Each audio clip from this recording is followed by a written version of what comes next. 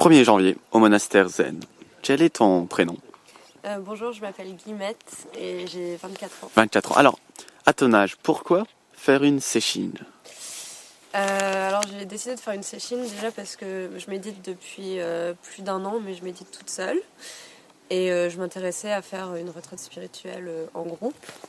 Et j'ai aussi vécu un an au Japon, donc je m'intéresse beaucoup à l'esthétique et au mode de vie japonais, donc qui est un peu incarné dans l'esprit zen. D'accord. Et du coup, pendant cette retraite, qu'est-ce qui t'a le plus marqué?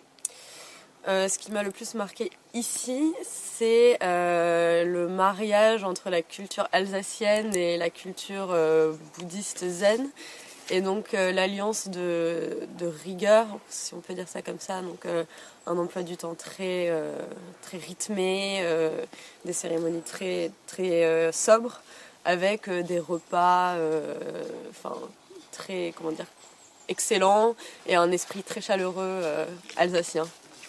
C'est un mariage très original. Et quel est ton mot, ton concept zen préféré? À préférer je dirais la pureté ou la vacuité. Un peu la pureté dans le sens débarrasser tout ce qui est inutile ou tout ce qui est superficiel. Tout ce qui est... Ouais. Ce qui n'est pas essentiel. Et la vacuité dans le sens où c'est dans le vide que peut émerger quelque chose. Un espace qui est rempli, on ne peut pas faire émerger quelque chose qui est saturé. Voilà. Et est-ce que tu aurais des conseils pour être heureux? Alors, c'est une question qui pourrait faire couler beaucoup d'encre et qui fait d'ailleurs couler beaucoup d'encre. J'avais lu une fois dans L'Alchimiste de Paulo Coelho, ça m'avait marqué, que pour être heureux, c'était le conseil d'un grand prince ou un truc comme ça, qu'il faut savoir tenir. En fait, il y a quelqu'un qui se promène dans le plus beau palais du monde, avec les plus grandes fresques, les plus magnifiques.